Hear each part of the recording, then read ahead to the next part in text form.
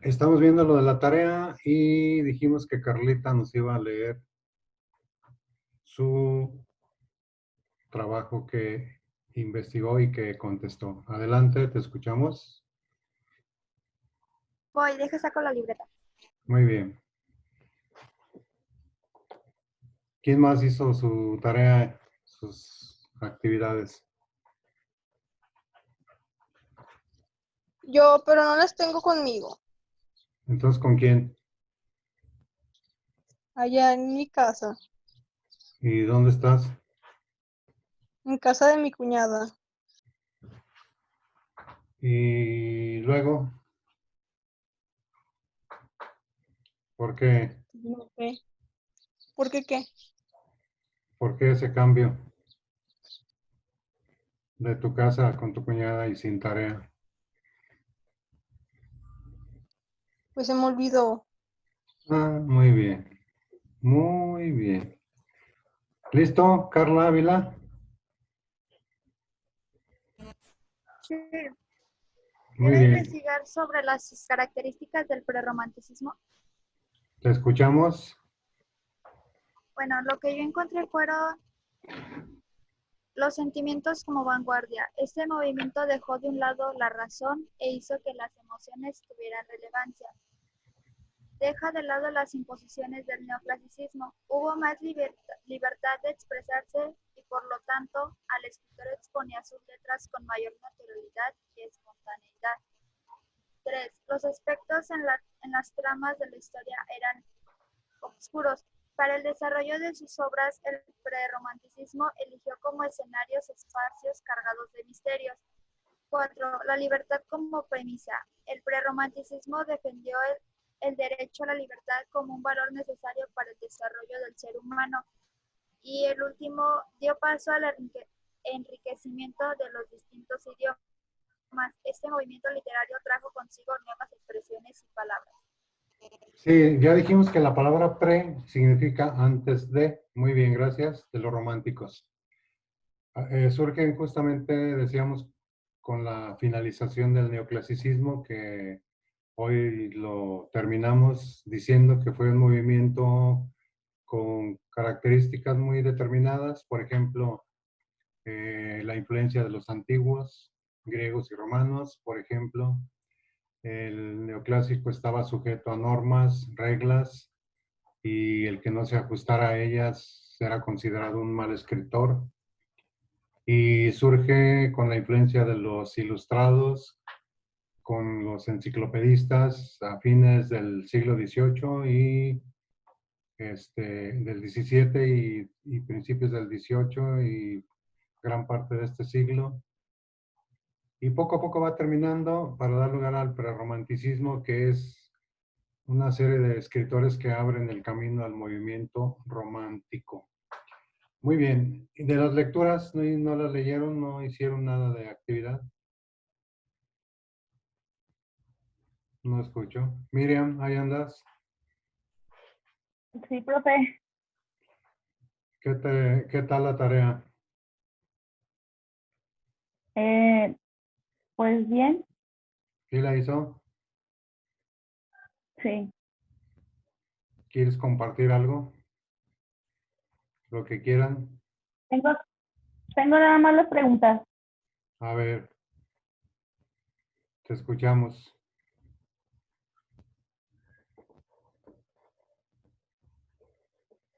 De la de los viajes de Gulliver. Gulliver o Gulliver. Sí, de Gulliver. Ah, esa. Ajá, tengo sus preguntas. Adelante. Mm, la que yo quiera, Sí, sí. la 2. A ver. Dice, como en nuestro mundo una persona es injustamente calumniada, ¿qué hace nuestro gobierno? Y pues ya Ajá. yo le puse, todos los crímenes contra el Estado se castigan con la mayor severidad, pero si la persona acusada demuestra plenamente su inocencia, inmediatamente se le da al acusador mente y no, no está, Ajá. y ya fue todo lo que puse de respuesta. Muy bien. Acuérdense que los viajes de Gulliver es un relato de Jonathan Swift de la Inglaterra, donde un buen día despierta y se ve rodeado de muchos, ¿cómo se les llamaba a los enanitos que andaban por ahí amarrándolo a Gulliver? ¿Alguien se acuerda? A los enanitos. No los enanitos verdes, ¿eh? No. ¿No se acuerdan? Los liliputenses, ¿no? Y la otra Sí. lectura, Robinson Crusoe, ¿alguien sabe algo acerca de ella? ¿Nadie? ¿Cómo? Robinson Crusoe, la otra lectura. Yo la leí. ¿No te acuerdas de nada? ¿De algo? ¿De mucho? Sí, que fue el único que sobrevivió de los que iban en el barco. Así es. Y Sí, sí. llegó como una isla y ya después llegó otra vez al barco, no me acuerdo, algo así. Sí, Agarró. lo ¿Cómo se llama? rescatan. ¿Lo qué? Lo rescatan después. Ah, Sí, sí. este libro está basado en la experiencia de un marinero escocés que naufraga su barco y él llega a una isla producto de las olas del mar y de repente se ve solo y empieza a trabajar su mente y con la poca herramienta y material que rescata del barco empieza a sobrevivir en la isla, construyendo su hogar, buscando alimento. Después se hace acompañar de un niño que escapa a los indígenas que comían seres humanos, eran antropófagos, llegaban a la isla para sacrificarlos y comerlos. Y este niño se escapa y llega con Gulliver que lo salva. Y eso sucedió un día viernes, por eso Robinson Crusoe le pone de nombre Viernes. Y a partir de ahí sería su acompañante, ¿no? Ya después lo rescatan. Muy bien, entonces, a ver, ¿ya tienen ahí pluma, cuaderno, lápiz a la mano? Vamos a trabajar el romanticismo. ¿Sí tienen con qué escribir y Sí. dónde escribir? Muy bien. Sí. Sí. Ok, pónganle de título El romanticismo. Título, El romanticismo. Carlos, ¿cómo estás? Bien, profe. Muy Hola. bien. ¿Listo para empezar? Yes, my friend. All right. I like your English. What's up? ¿Listo? Título, El romanticismo. Número 1.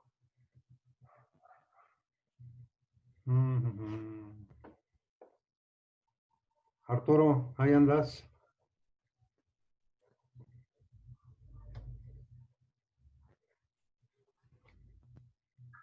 Sí, Muy bien.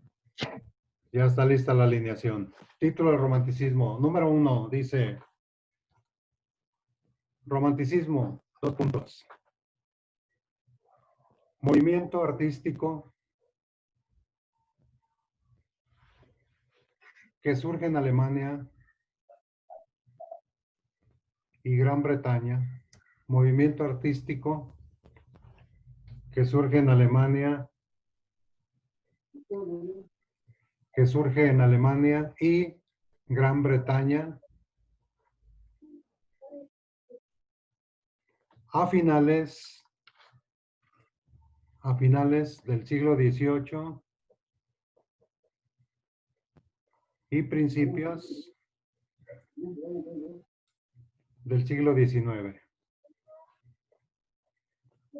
A finales del siglo XVIII y principios del siglo XIX. Punto. Bien, este movimiento surge cuando, decíamos, finaliza el neoclasicismo y va a haber mucha influencia de aspectos históricos que se van a realizar en Europa, producto de guerras, revoluciones, y esto va a generar cambios en la mentalidad de la gente por un anhelo de libertad, de nacionalismo, como lo vamos a ver más adelante. Entonces, el neoclasicismo muere y da lugar al romanticismo. Gran Bretaña, dijimos, ¿qué países o qué país está conformado Gran Bretaña? Hay varios países que se separaron. ¿Cuál sería uno de ellos? Cuando yo digo Gran Bretaña, ¿a qué país me refiero? Inglaterra. Muy bien, Inglaterra, ahí está. Aparte había otros, Gales, Escocia, las Irlandas, y ya se separaron. Muy bien. Número 2, este movimiento se opuso, número 2, este movimiento se opuso al neoclasicismo. Este movimiento se opuso al neoclasicismo.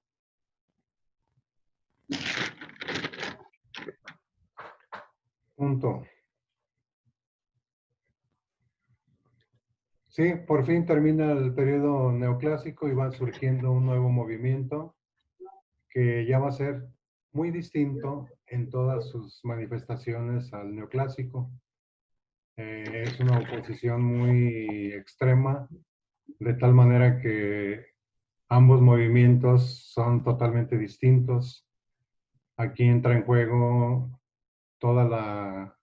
el cambio histórico que se dio.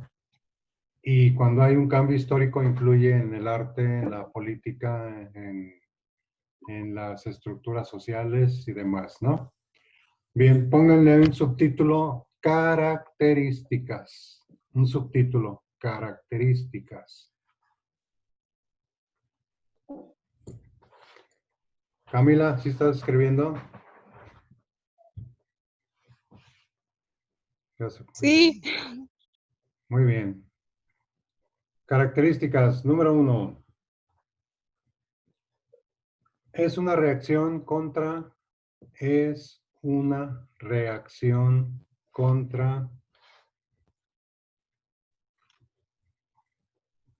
espíritu racional, contra el espíritu racional de la ilustración, contra el espíritu racional de la ilustración. Punto. Contra el espíritu racional de la ilustración. Acuérdense que en las clases pasadas vimos que había un grupo de intelectuales, de científicos, allá por el siglo XVIII, que se conocían con el nombre de ilustrados. Por eso al siglo XVIII también se le llama el siglo de la Ilustración. También se le llama a estos pensadores los enciclopedistas, porque ordenaron el conocimiento en forma de enciclopedia que se conocía hasta entonces.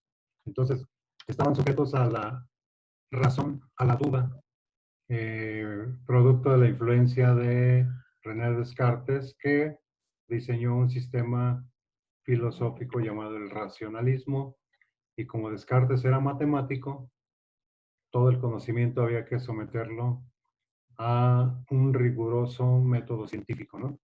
Entonces el romántico dice, no, fuera normas, fuera reglas, vamos a escribir cómo nosotros sintamos, vamos a poner en juego las emociones, los sentimientos y no las reglas. Las reglas son frías, las reglas ya dejaron de ser.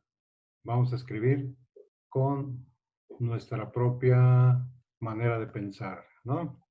Y es el número 2. Pónganle número 2. Se exalta la creatividad. Se exalta la creatividad frente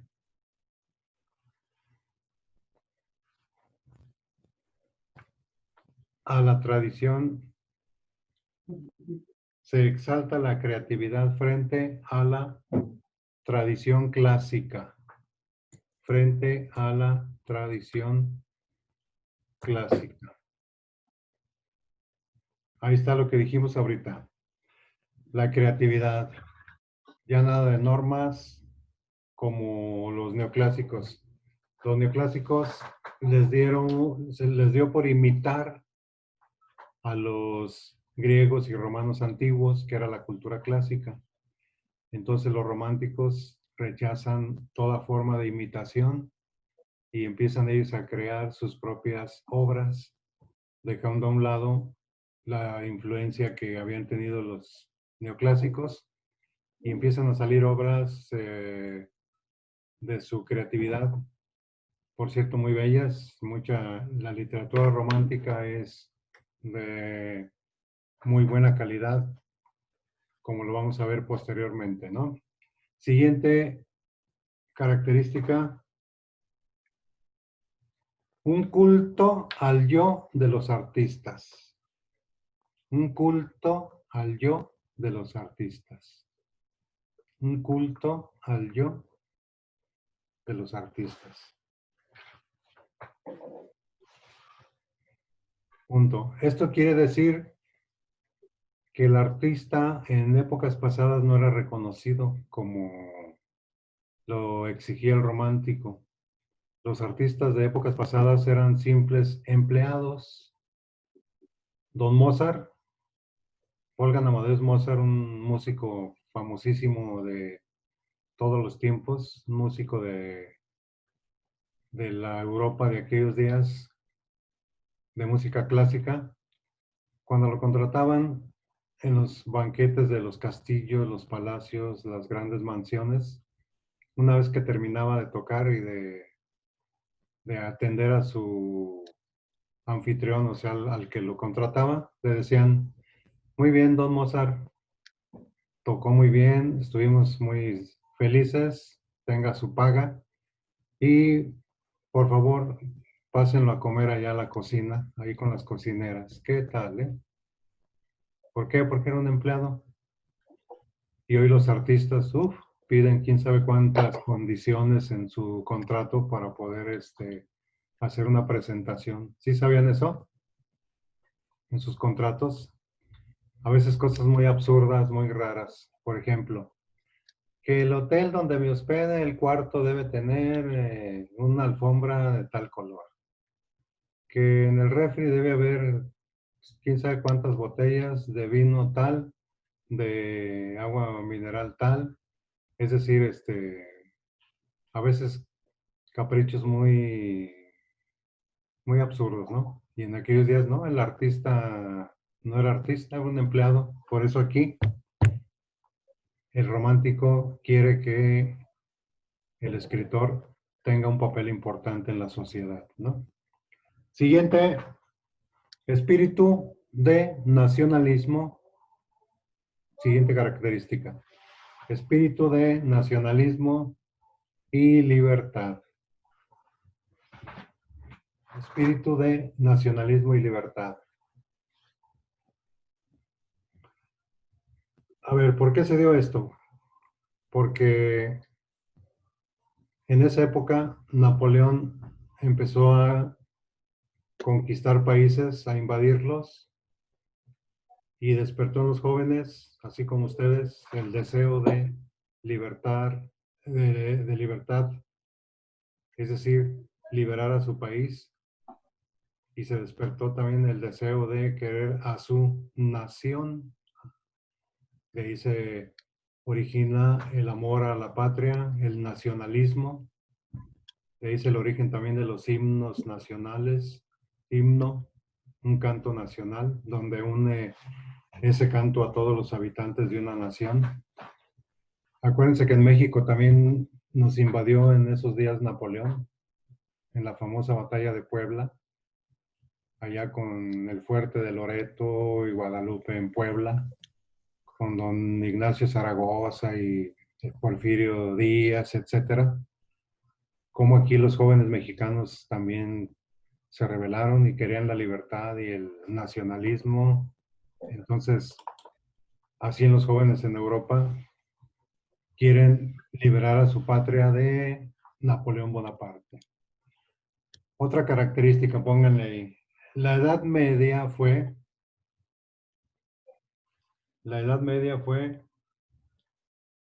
su fuente de inspiración. La Edad Media fue su fuente de inspiración. Punto ahí. A ver, la Edad Media en la historia fue una época de leyendas, de hechizos, de brujerías, de encantamientos, de castillos, princesas. ¿Se acuerdan del cuento de Blancanieves? ¿Alguien se acuerda? ¿Quién se Sí. acuerda? Nadie, ¿eh? Sí, ¿De qué habla más o menos así generalmente? Una pues mujer. de una niña, ¿no? Ajá. Que le iba a dejar de comer a su abuelita por el bosque.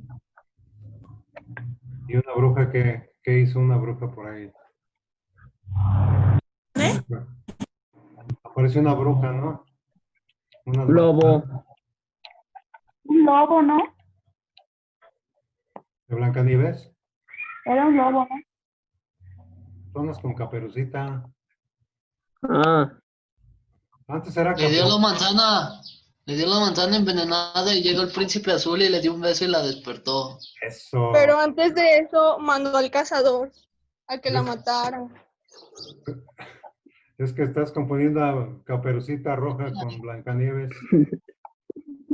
Bueno, ya no es Caperucita Roja, ya es Caperucita de Feroz. Ya se casó. No, son dos cuentos diferentes. Pero sí es eso. El encantamiento, el príncipe encantado, las brujas, todo ese tipo de leyendas medievales son recopiladas por los románticos y son una fuente de inspiración para ellos. Empiezan a narrar castillos, lugares lúgubres, lugares oscuros, fantasmas, duendes, dragones, todo ese tipo de paisajes de la Edad Media, callejuelas muy oscuras, personajes medio siniestros. Muchas cosas aparecen en la literatura romántica, cosa que no sucedía ni por casualidad en la literatura neoclásica. Muy bien, otra característica le ponemos ahí. Se exaltaba el culto a la muerte. Se exaltaba el culto a la muerte. Se exaltaba el culto a la muerte. Punto ahí. Es como ahorita no hay gente que cree en la Santa Muerte. ¿Sí se han fijado? Y le ponen altares. Así también había algunos poetas, no todos, algunos poetas de la época romántica que se iban a los panteones a medianoche, se vestían de negro para confundirse con la oscuridad, se sentaban a la luz, en las tumbas, se sentaban a la luz de la luna, sacaban su cuaderno, hojas, y empezaban a escribir. Y a veces bajo los efectos de sustancias no muy legales, y escribían durante la noche. Y a ese grupo de poetas que se separó de los románticos, digamos, naturales, se les llamó también los poetas malditos por los temas que trabajaban de la muerte y de todo eso, el lado oscuro del alma, demonios, todo eso, se les consideraba y se les llamaba así los poetas malditos, ¿no? Entonces, en el romanticismo va a haber todo un cambio de la forma de pensar y de actuar y de escribir por las circunstancias históricas que se dieron. Una de ellas fue la invasión de Napoleón a los países, ya dijimos. Otra fue que fueron cambiando las formas de vida de la sociedad. En el siglo XIX se le llama el siglo constructor de teorías y el siglo del progreso, el siglo XIX, porque van a aparecer muchos inventos y muchas creaciones que van a cambiar la forma de vida del ser humano. Y todo eso influye en la literatura. Y los que se encargan de narrar lo que pasa en el tiempo donde el autor le toque vivir, pues son los escritores, ¿no? Gracias a ellos conocemos cómo era la Europa del siglo XIX, de hace 200 años, 300, gracias a sus libros, por eso la importancia de leer. Entonces, para ir terminando, en su cuaderno, en su cuaderno lo anotan y se lo traen a la clase como actividad, no como tarea, como actividad. Van a traer 3 biografías de autores románticos. Entonces, le ponen ahí, traer 3 biografías de autores románticos. Maestro, no lo había encargado. ¿De románticos? Sí. ¿Cuál y cuál? A ver. No dictó como el otro miércoles dictó que No, pero se dijo de lo de las luces, pues de la ilustración. No, pero esos eran neoclásicos. Estos son románticos. no. Son otros distintos. Sí, dicté Ok. 3, pero eran del neoclasicismo. Y eran de la otra parte. ¿Cuál y cuál? No, de los románticos, ¿no? Sí. No, Sí, fueron. no. No, ¿Cuál es? según yo no. A ver, ¿ya tienen a Víctor Hugo? Tengo a Paul Van y no, tengo a Paul Van y ¿cuál otro?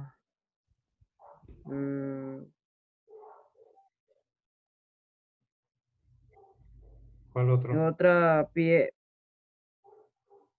creo que ella es francés, Pierre Arnaud, algo así.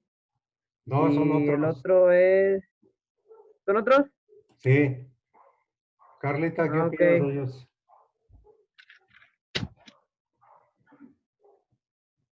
¿Sí estás oyendo, Carlita? Sí, ¿Verdad que no son esos los que voy a dictar? Son otros. no, esos que dice Arturo son los autores del prerromanticismo. Así es. Entonces son Ok. otros. Va, número 1, Víctor Hugo. Número 1, Víctor Hugo. Víctor Hugo. Número 2, Goethe. Goethe. Goethe. Y Gustavo Adolfo Becker, con B grande. Gustavo Adolfo Becker, con B grande. Y con Q. ¿Sí? Q-U-E-R. Lo escriben en su cuaderno así como una actividad y ya aquí leemos y lo platicamos. Que nació en tal lugar, que escribió tal libro, que fue famoso por esto. Así en su cuaderno lo anotan y se lo traen a su clase y aquí lo estamos leyendo. Y aunque participe yo en la lista, le voy a ir poniendo puntitos. Si alguien participa, su punto. Para que tengan una buena calificación. ¿No hay dudas? ¿Preguntas? No, No, ¿Todo bien? Sí, profe. sí, Bueno, sí. entonces en su cuaderno se lo traen y con eso terminamos y nos vemos. Hasta luego. Bye. Bye. Dios, adiós. maestro. Adiós. Cuídense. Gracias.